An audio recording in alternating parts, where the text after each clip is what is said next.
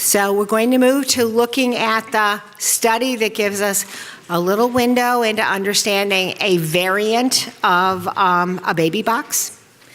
And it's a study by Braddock et al. And Delmar tells me he thinks it's the Wahakura. Okay, I'm going to try that, and I'm going to try to remember. I have this terrible auditory memory problem when it comes to foreign words, but okay. So what was Braddock about? Oh, sorry. Do I need to go back then? No, you're good. Just continue. Just need to use it. Okay.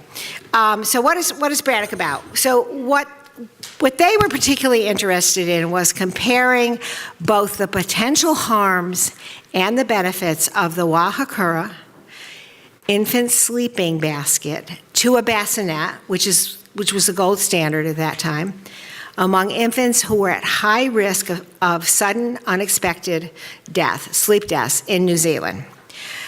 They were particularly focused on this particular box or basket because of its potential to be culturally appropriate among the Maori population in New Zealand, where there were particular problems not necessarily with sleep position, but certainly with co-sleeping, and a lot of co-sleeping in the parental bed.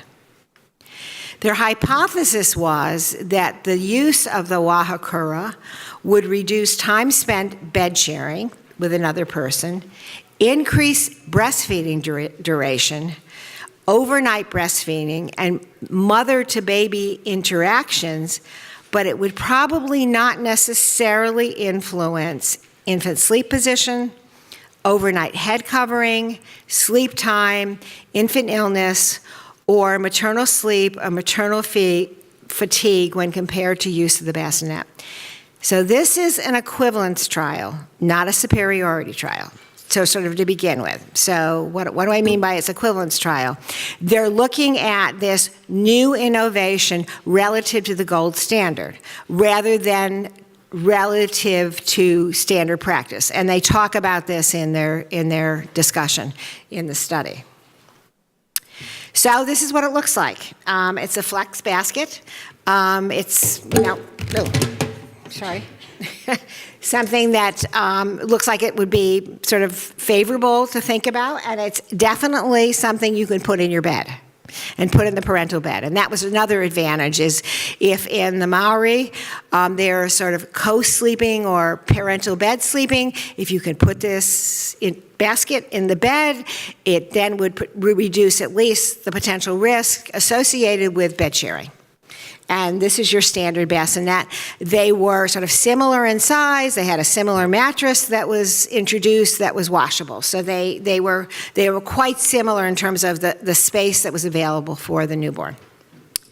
So what was this? This is a randomized design, a randomized trial, and it was the Wahakura versus the standalone bassinet as the control. They did a nice job of the way that they randomized, because they stratified both by parity as well as by deprivation quintile, and they used sealed, sequentially numbered envelopes that then assigned an individual family to the Wahakura or the bassinet. The research nurses provided the participants with the appropriate device and other educational materials. They sampled 200 women. They were mainly indigenous Maori. They recruited initially from 600 potentially eligible women.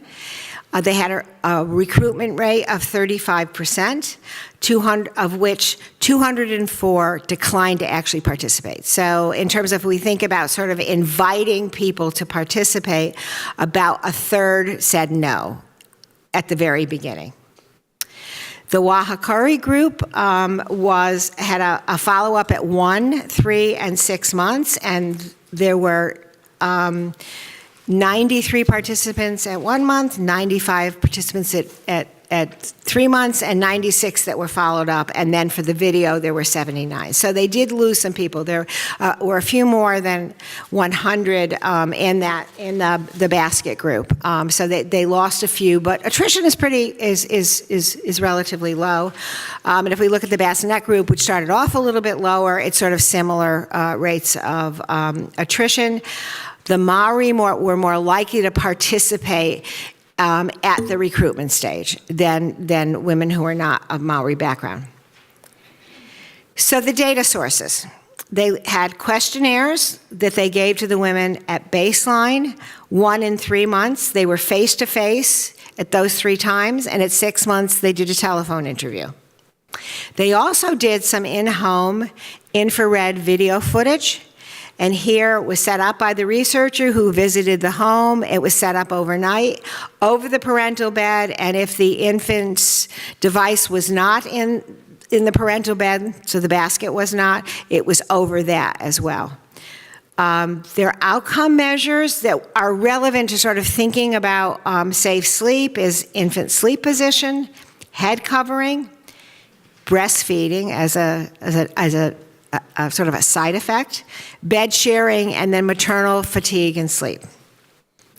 In their analysis, they compared the baseline characteristics of the 2 groups, which were quite similar, and they did both an intention to treat and an as-treated approach, which is often used in equivalence trials, not just intention to treat, but as treated.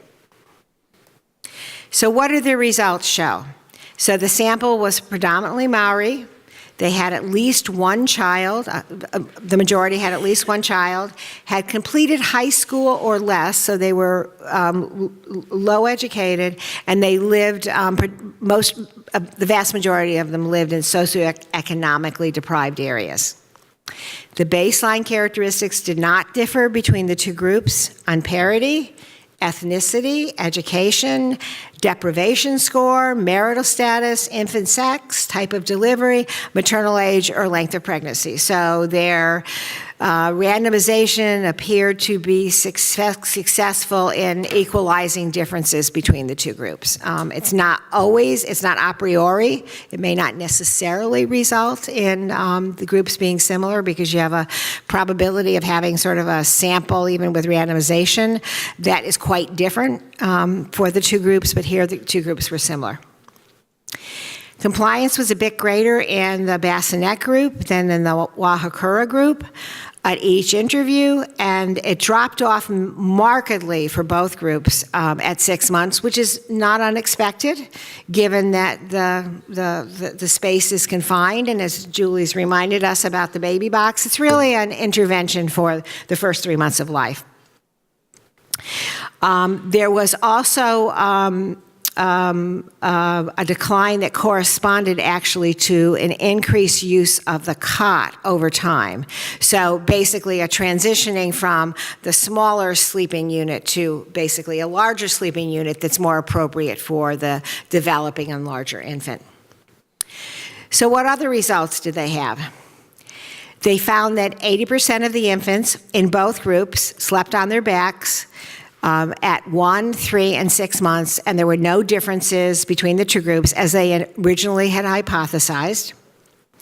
Usually sleeping in the mother's bed without the wahakori did not differ by group, but rose from 1 to 6 months. Okay, so this intervention from their standpoint as to what their primary purpose was not successful, or at least compared to the bassinet, there was not a reduction in co-sleeping or co-bed sleeping, and they thought there might be.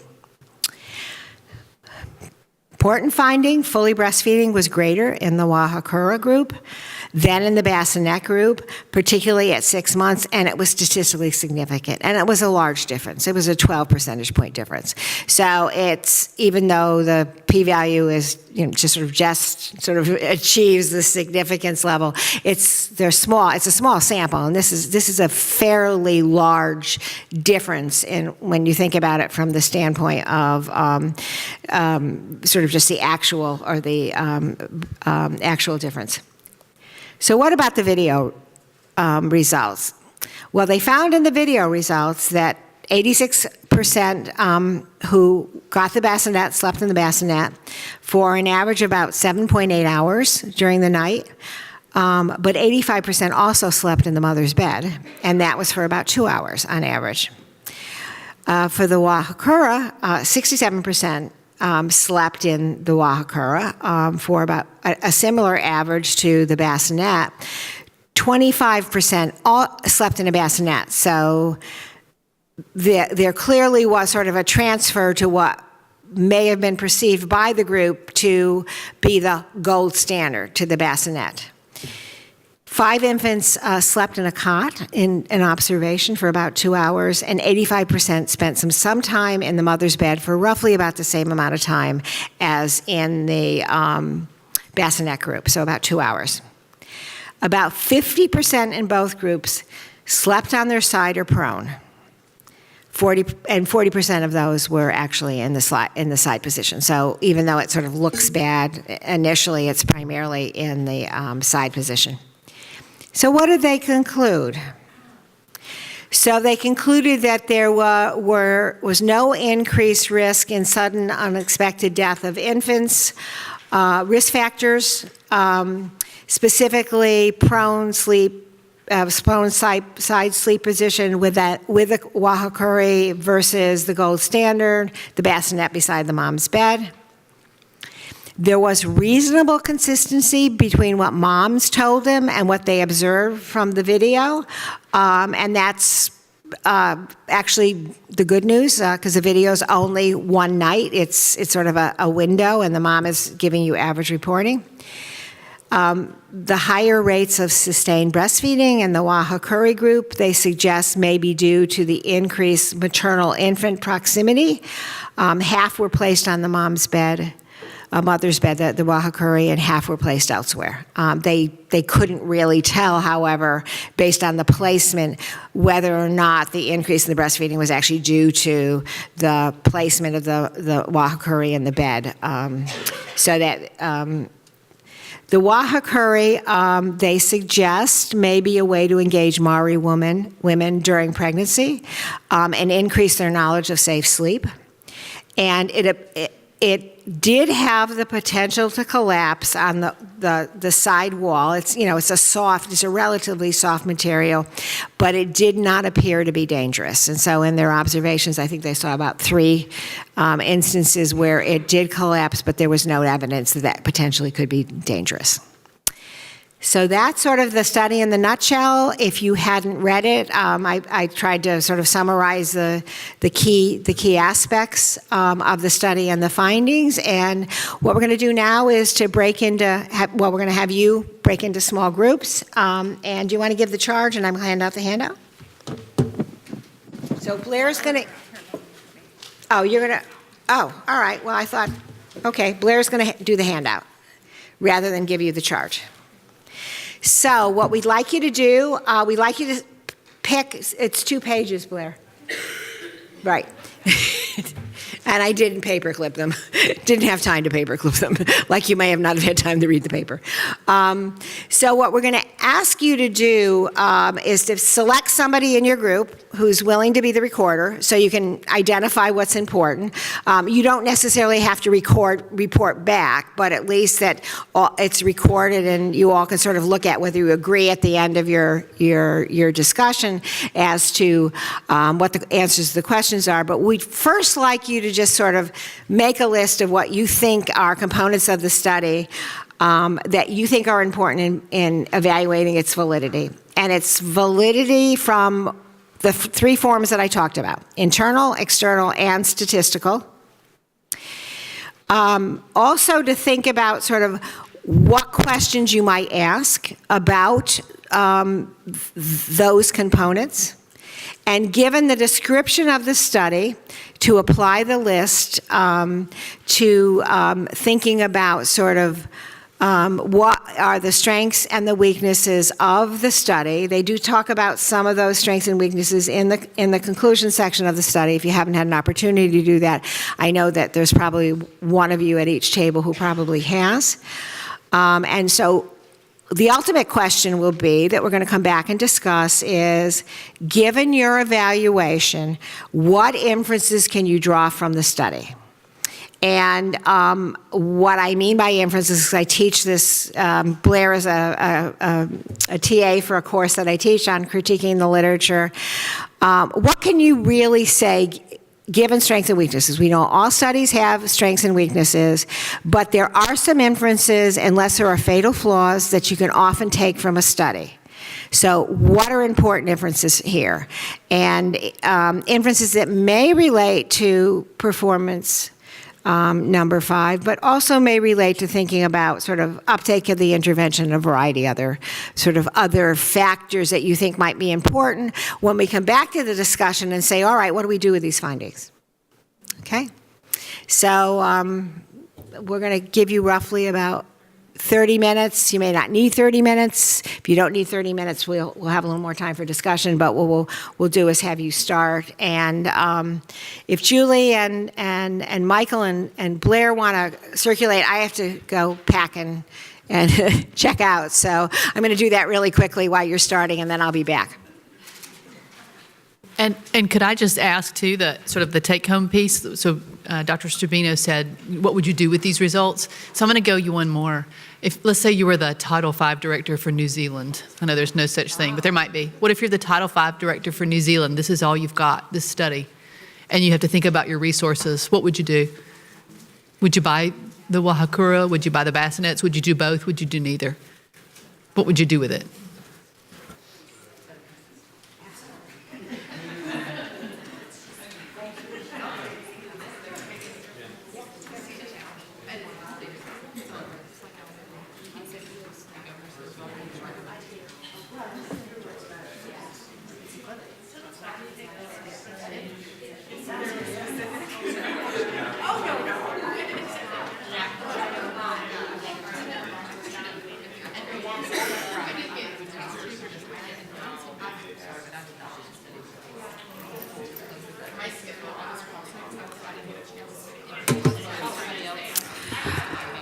Just to note that I've put up the types of validity and counterfactual slide on the urging of the group up front, and I think it's a good idea just for reference.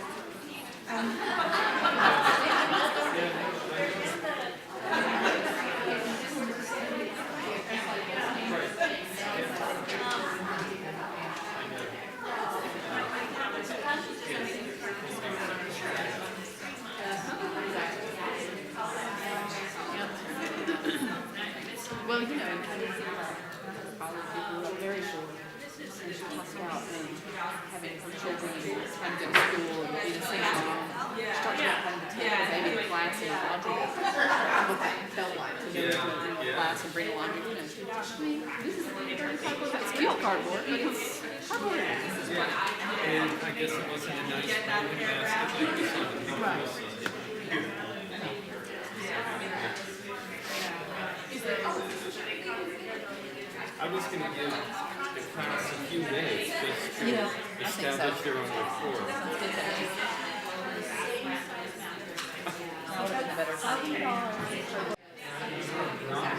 So are we ready to sort of for discussion?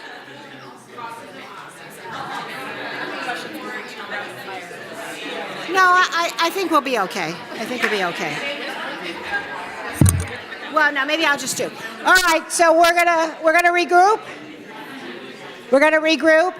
So what I thought we would do right now is if you could give me some sense of what you thought of as sort of critical study components that you think should be evaluated. And perhaps when you tell me that critical study component, some of the questions that you think you would ask when you're looking at a study about that component. So anybody want to venture a first one? I may call on one of my former students, so. I'm looking at Lawrence back there. So Delmar will save him from his terrible fate of being harassed by his former advisor? One of the components we were looking at, oh, thanks. You shouldn't give me a mic, it's dangerous. No, I thought you were worried that I might have something infectious. Oh, no. The cost of the boxes and the bassinet, but we don't know what the cost was, so to make an assessment as to what we would do, we have to make a cost assessment. Okay, so that's something that was not described as part of the intervention, right? Right. Okay, all right, so it would be what we would want to know about sort of the exposure of the intervention. Good. Okay, somebody else?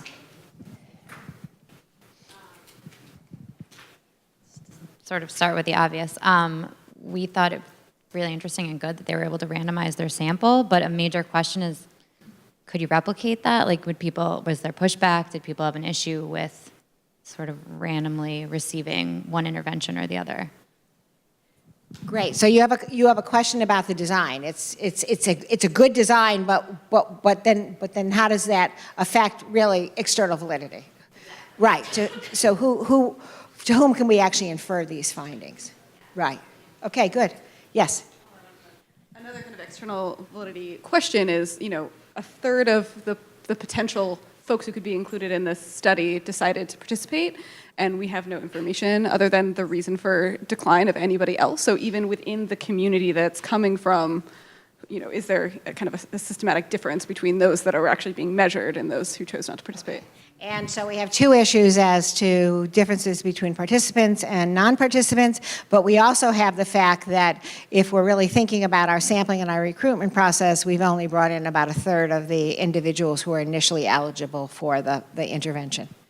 Well, while we're on external validity, we also talked about the difference between a baby box and this basket, because it wasn't clear that necessarily this was a traditional basket, but it was made with traditional methods. And to me, that, as an individual, that basket is actually much more attractive than a box. And so there's a reaction to putting my baby in a box that maybe we actually can't infer the findings from the basket to a box in terms of acceptability. Great. So that's a really good one. Is the intervention something that would be accepted somewhere else? Other pieces? In terms of internal validity, we talked about reporting bias and also interviewer bias, so it wasn't double blind. So the interviewers might have known about the hypothesis and might have had some motivation to try to make that true, which might, bias away from the null, whereas with the reporting bias, we thought maybe both groups would be more likely to over-report their use because that's what they felt the interviewers wanted to hear. And so then we felt like that would bias towards the null. So you've got the acceptability bias. So maybe it would sort of cancel itself out, but you don't know to whom it's actually going to be related. So I don't know if this really fits into internal validity, but I know about instrumentation for it. Yes. And so I was thinking, being monitored on a video, because it was the video recordings, first of all, in terms of replicability, if we were to do this in Alabama, how would it happen with video monitors? That's the whole thing. And then the fact that this group is indigenous, and there was this somewhat kind of coercion to kind of have the videos to be recorded. Humans, $50. Dollars. You're right. So I wanted to see if they could have mitigated the effects of instrumentation by doing some other way to measure that outcome rather than the video recordings, and how would that have affected the findings? Well, they did actually. They did have the self-reports as well as the video. Yeah, we talked about this a little bit over here with this group. Is that, and it's sort of interesting because there were 2 points that were made. Was first of all, maybe after about 15 minutes, it's not going to make any difference, and you're tired, and you're going to do the usual thing that you usually do. But we also had a discussion of, would we be willing to be videotaped, and I would change my behavior as a result. However, I will say to you that Some of that comes from our own bias of knowing that what we're doing could potentially harm our baby, and that may not be the same among our participants. And we often I always say, whose bias, yours or the participants? And we come at these studies and interpreting them from our own bias. So I think it's an interesting point to consider.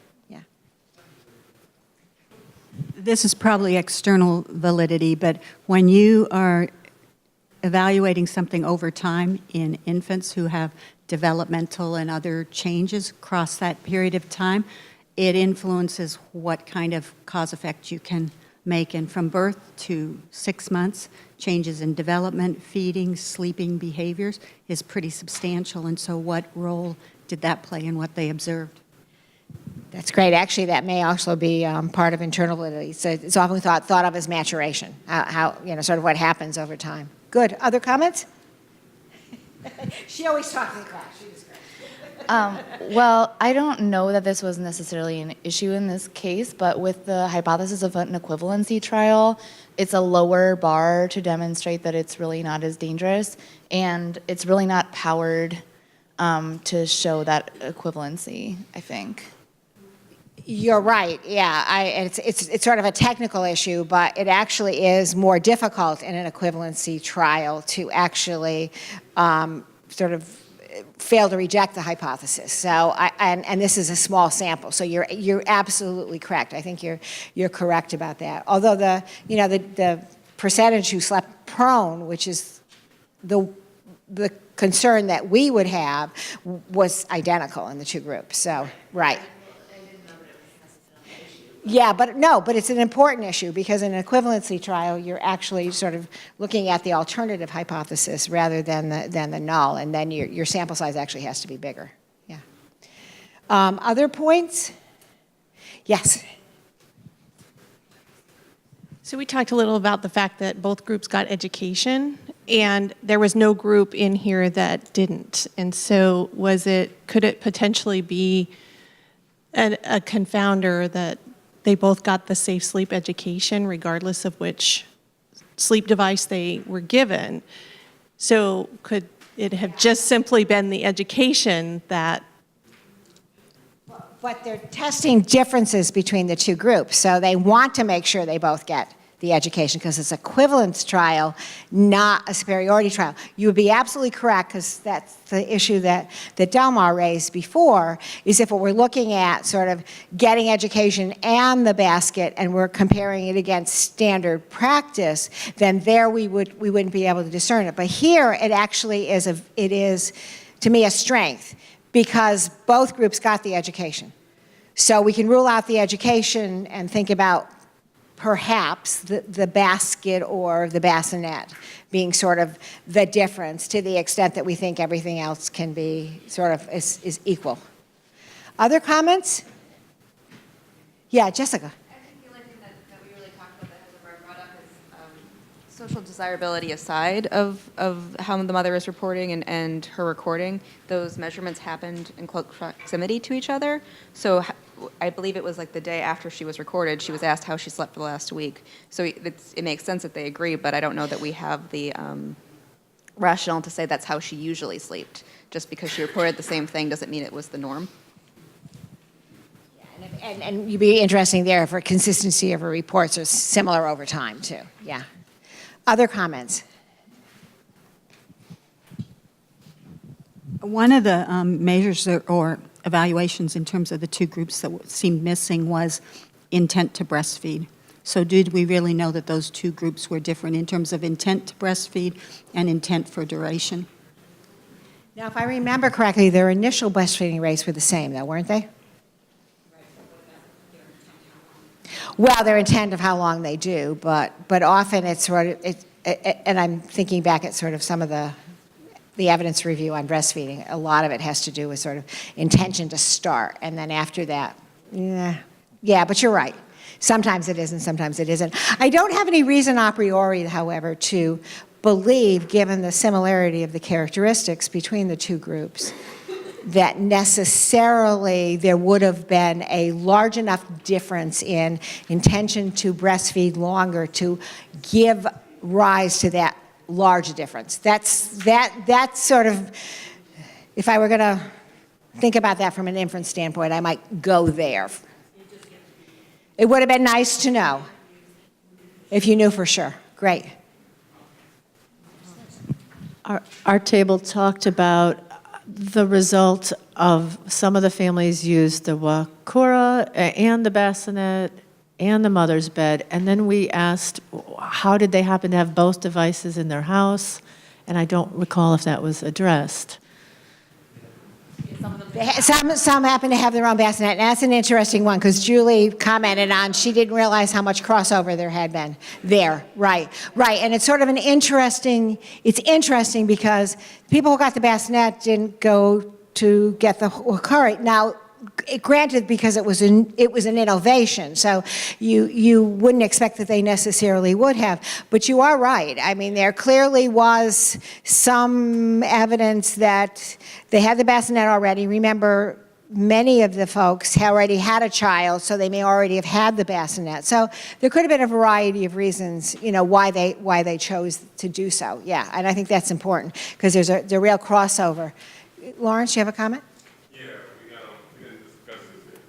But I was wondering if there was a difference in terms of the family or social supports between the two groups. If a sister or a grandmother was taking care of the child overnight, that might have explained some of the differences in bassinet or how do you say it? Wahakura? Wahakura, that's what. Wahakura, yeah, Wahakura use. Yeah. That's about as best as I think we're going to do here. Lori, did you have a comment? Oh, okay. Anybody else? Yeah. Okay. And you are Jane. Yeah. We discussed that we thought it was a kind of a missed opportunity that they didn't ask the women who didn't use either one why. That just seems unfortunate that they didn't try to figure out why both groups didn't use. Yeah, I mean, I was struck at sort of it, and I guess maybe in a quasi-experimental design, we're often far more sort of fastidious about knowing why somebody didn't use a service, and in randomized controlled trials, we often don't ask that question, but you're right, they didn't ask that question. So why didn't you? Yeah, because admittedly, the uptake wasn't as good as we would have expected it would have been. I was thinking in terms of the strength, and if we were to enhance this particular study, what if at some point in time they switched the intervention or the controls became, it's called the switching replications design, and observed if the adherence to those who did not have the Wahakuras versus the bassinet changed or, something changed.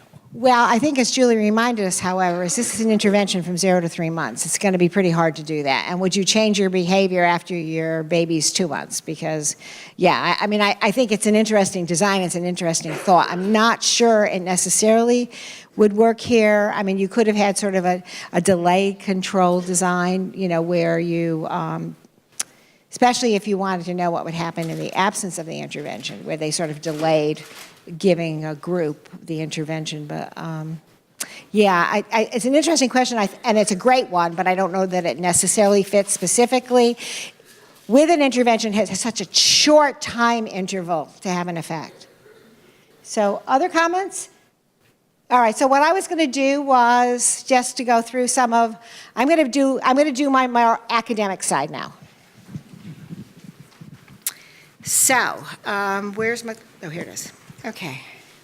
I'm very bad at tech. Oh, am I? So what? Wait a minute, we're back here. Okay. Yeah, my younger son is embarrassed by me at times in terms of my tech.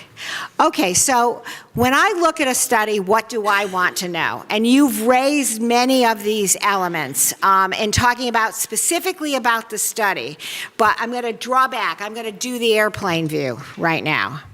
And what I want to know, first of all, is there a stated purpose and objective or hypothesis?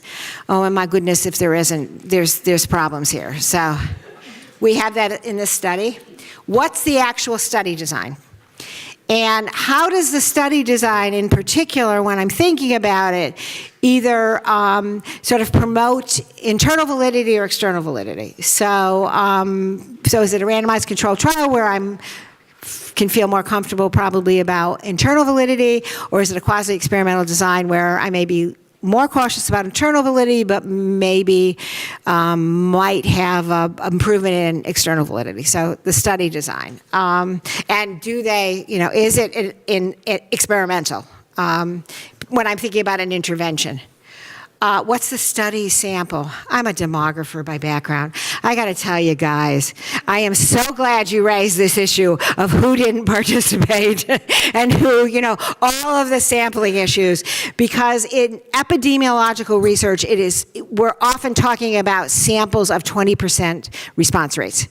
And what does that mean, and what kind of bias results in that? And in particular, my concern here is that there is sort of a willing participant bias here as well, which I think some of you didn't, you got at, but in order to participate you had to participate in this study, you had to agree to be videotaped. So that's, you've got a selection bias there already. So who's missing? And I'm always concerned about, in a study sample, am I missing the most at-risk people? And so therefore, if I'm missing the most at-risk people, how likely then am I to have a result where I have what is sort of a restriction of range? So there may be a finding, and there may be an effect if I had a higher risk sample, but because I didn't, I don't see an effect. So I get concerned about that.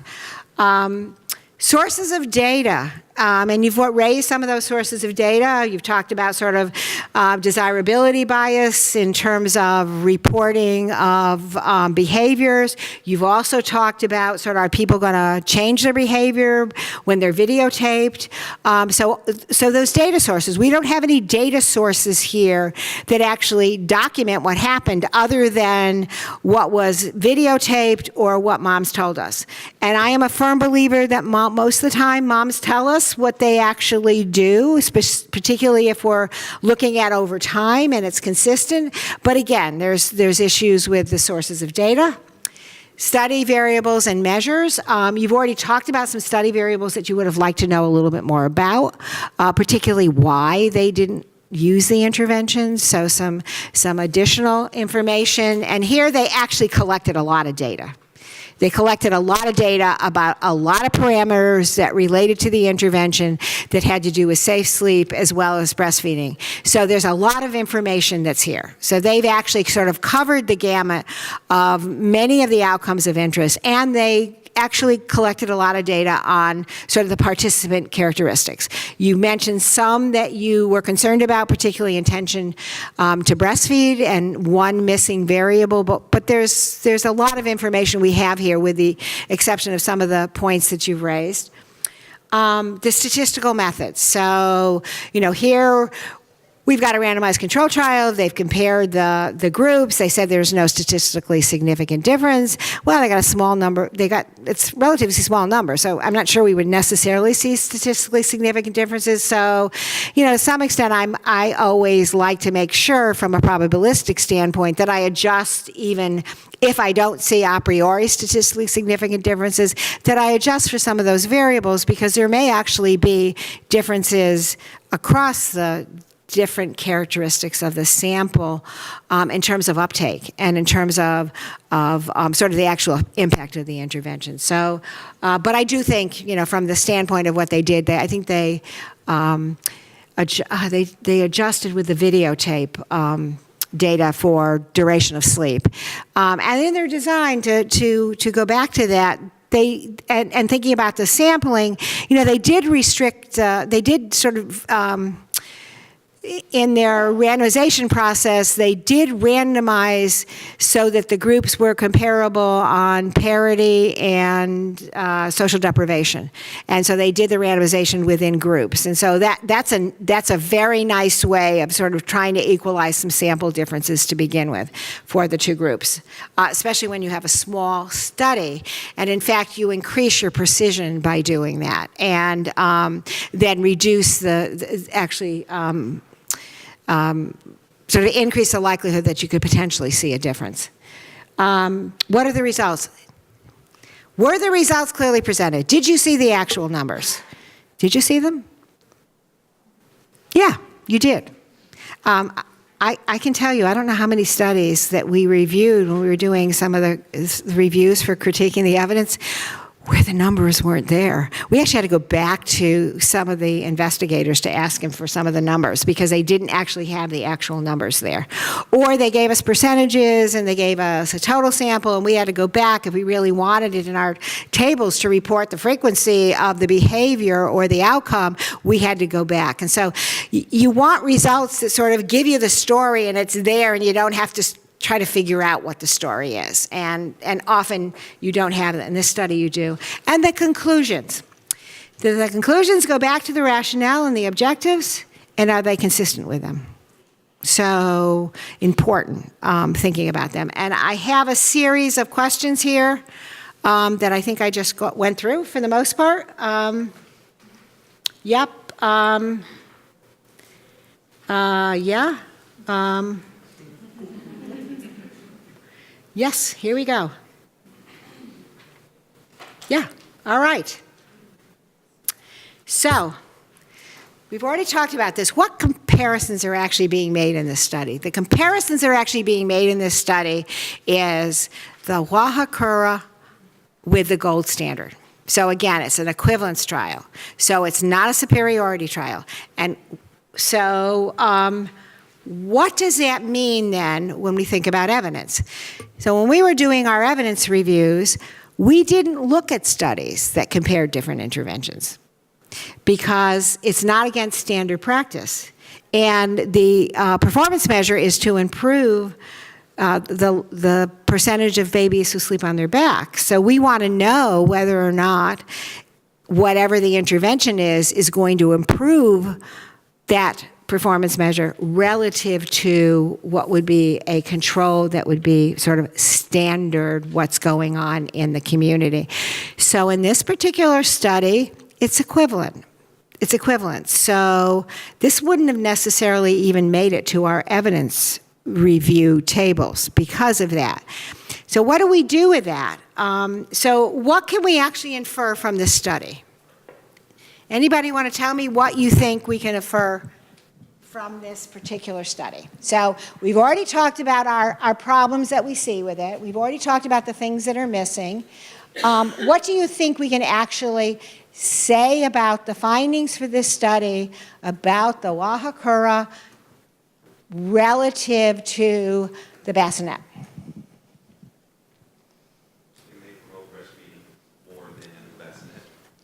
Okay, so it may promote breastfeeding more than the bassinet. One of those wonderful unexpected findings. So if you're interested in the breastfeeding performance measure, wow, this might work. It's not going to be the same with the baby box. The baby box is too high, but I'd be the skeptic and say that you can't infer that because you don't know cause and effect, and you might be seeing that kind of thing more related to your intent to breastfeed.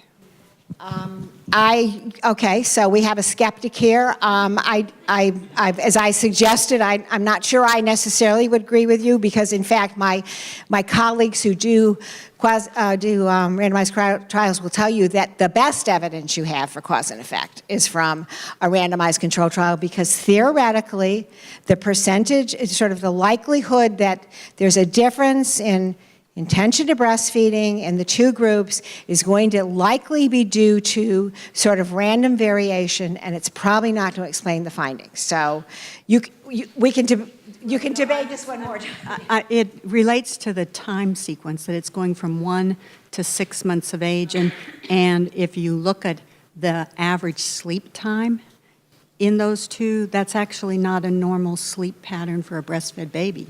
They should be feeding more frequently than that, 7 going, so it just, you don't have enough evidence, I think, to completely make that conclusion. It may be, but. Okay, so we have a skeptic on that finding.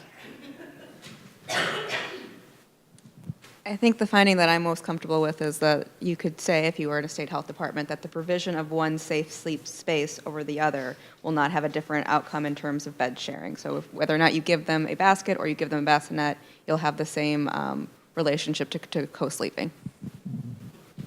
Okay. Got another one over here? I was going to say something similar to that, but seems that the evidence from this study is insufficient to suggest that the Wahakura results in safer sleep behaviors. Right. And it definitely is insufficient because we have no difference in sleep position and we have no difference in co-sleeping. But we do, as Jessica's reminded us, that if we think of what we do currently and we think of a bassinet as sort of the gold standard, then we can say relative to the gold standard, if we were to provide what in this particular population may be more culturally sort of acceptable, although it's not totally clear that's the case. And again, we go back to grandparents and, you know, I used a bassinet and so you should be using a bassinet versus this, and it's an innovation. So it may not necessarily be as culturally appropriate as we think it is, although it was very clear that the Maori were more likely to uptake the basket than the women who weren't from the Maori. You had a question or comment? Yeah, I thought, well, I know nothing about the cultural acceptability of anything in Maori culture, so I'll put that out there. But one of the, I thought, really important lines in this whole paper is parents were asked about their use of and experience of using their allocated sleeping devices at the end. All parents would recommend their allocated sleeping device to other parents, and similar proportions would use it for their next infant. I just thought that was a really interesting thing here. If you're really looking at how well this population will take this up, and you have some information on how well it worked, but they at least were saying some positive things. It didn't seem to, I don't know, to me that was a really interesting thing that you could take out of this. Good, good. Okay, so we've, I think, what other pieces of information that are really missing here in thinking about uptaking this? I mean, Julie asked the question, and I don't know, you want to take over here and sort of, because we're really going to talk about some implications, I think, now, and I think you're going to do this better than I am.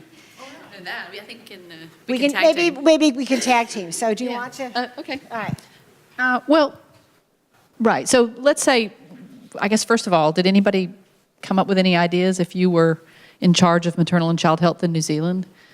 Yes. I would want to know the difference in cost for producing and. I would. So did you hear? Cost in producing the baskets or the bassinets versus I can't pronounce it either, but both methods, because if one's $500 and one's $50, and I want to, you know, spread my public health dollars around, and they're equivalent in preventing negative sleep outcomes, that would really influence which evidence, which strategy we took up. Great. So she wants more information, like a good public healther. Oh, I'm coming. Over there. Yes. I don't know, I didn't see, I don't know, maybe I don't recollect, but where these Wakura baskets are made, if it is locally based and made locally, it probably generates some local economy. And if, in fact, I think, you know, I mean, because we don't find a lot of differences, I would probably support something that's locally based. So Khalil would, yeah, that's awesome. He'd buy local. Absolutely. All things being equal, why not create jobs? We certainly, better than supporting the company that wants to sell your baby box at $500. And all the other things that they sell with their partners, right? Who else? What's some other thoughts? Anybody else want to, what would you do if you're the Title V MCH director in New Zealand? And how would it translate to National Performance Measure 5? Okay. Well, we had a discussion on our table. It wasn't me, but they talked about like issues of liability. Like, so whether or not we're providing a recommendation that's not supported by a national organization, and what type of liability it would be to promote something that wasn't, you know. So that was a consideration in terms of what we would. Absolutely. So in this case, limited evidence anyway. And okay. How about others? Other thoughts that came? Yep. Please. So there was a discussion at my table about providing both or offering both, so stacking both and making them available, and for people that it made sense for individually or as a family, they could choose one, because we want the infant to have a safe sleep surface, so no matter what that is. Yeah, that's a great point, and that's actually kind of what's happening in Alabama. I mean, there's the overlay at the back end, but also there's dollars that go to a pack and play anyway, so there would be other resources to get that if you didn't want the box. So good point. Anybody else? Something you'd want more of? So what would happen if you're in a case like, you have NPM5, that's the area that you're going to, you as the health department folks are responsible for that. And then you have what happened in our state where things kind of came from outside. So there really wasn't, you didn't start with the evidence, but now you inherit it. What would you do? What would you do if what can I take back to my friends in Alabama and from the collective wisdom here? This was the intervention. You didn't necessarily pick it. What would you do? What would you do? Study it in your population. Study it in your population. Yeah, study the outcomes of the intervention in your population. You're already doing it, so you might as well look at the efficacy of it. So basically an opportunity. You got it. It's happening. So what can we do to maybe build some evidence around it? Yeah. Mm-hmm. In addition to the outcomes or even before, I would want to know about acceptability in my population. That would be the first thing. Well, and I think you raised that issue completely with your focus groups. Yeah, absolutely. And my new friend that I've met here from Mississippi, would you mind, would I put you on the spot would you tell a little bit about what you said at the break to me? About? I was just saying that one of the things in the discussions that came up was really the acceptability, particularly with the low-income population, as well as breastfeeding proponents. Yeah, and if I might go the one step further, that basket looked kind of nice, it's kind of a nice. And then, no, I'm not knocking the baby box. I don't own stock or want to own it, but it's a cardboard box. So, yeah. Is there a stigma for, man, I got to put my baby in a cardboard box? I can't. Well, maybe I'll use the basket later on for something else. I was thinking about that too. I'm a basket person, so I'm looking at it thinking, gee, that's a nice Yeah, basket. that looks great for laundry later, right? Yeah. Yeah, so it's got, you're going to throw away the box, but you might keep the basket. Yeah, there's that. Yeah. Anybody else? Opportunities? Yes. I'm just sort of extending that conversation. I can remember when my children were young that a Moses basket was sold, and that name is it wasn't much different than this Wahakura, but very plain and not much to it. But a Moses basket, it was a very appealing name. Yeah. Yeah, we actually had a car bed that somebody gave to us that we actually used for both of my sons for the first month of their life. And they actually slept in the room with us. In our room with us. Not on the bed, but they slept in the. I must admit it was sort of difficult for my first son because he woke up every 2 hours. So it was very. But that was our way of sort of doing the same notion, I think. And I'm sure many of you have other adaptations. So Julia, I'm going to sort of do a little bit of conclusions now because we're now at a point where. I think we need to wrap up a little because Blair tells me we had 5 minutes, like a minute or two ago. What's sort of the wrap up here? So we have emergence of innovative strategies to address the 15 NPMs, and whether or not we can adopt them will continue to be a challenge. And we're going to see new evidence coming out, and it really is a necessary first step. In considering implementation. So even in the states where the baby box may be implemented, it's critical that we get data from those states so that other states know about that experience. And it's best represented in scientifically valid research. The session addressed some of the skills to understand and evaluate some of that emerging evidence. Only one study, though, however, is not sufficient evidence for widespread implementation. And when Delmar asked the question of sort of how do you discern when you have sort of more than one strategy going on in your program, so how do you figure out, like with the baby box and then you've got the educational information and that's relative to no other intervention, which one do you decide actually works? And in the evidence reviews we did, we actually grappled with that all the time because most of the time, any of the strategies that we looked at were implemented in sort of with multiple other strategies.